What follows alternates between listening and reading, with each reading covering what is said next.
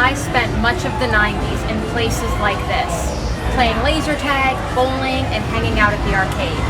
While 90s fashion isn't my favorite, I did love the music. One slang term of my teen generation was rad. In the 90s, radical meant cool. The word radical sometimes has negative connotations. People with extreme or dangerous views, especially when it comes to politics or religion, are often called radical. But radical can have a positive meaning. It can mean not being content with the status quo, being a little different from everyone else, being committed to changing the world for good. Did you know that Jesus was accused of being radical?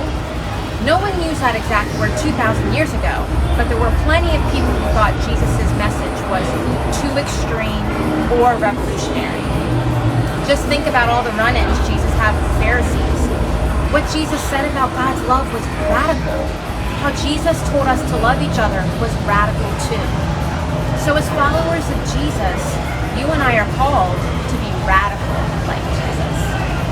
If we were looking in the Bible for practical advice on how to be radically different from the rest of the world, we might end up in a book like James. James was a relative of Jesus and a prominent leader in the early Christian communities in Jerusalem. James's writings are like an open letter to the early Catholic Church. It's filled with straightforward instructions on how to follow Jesus.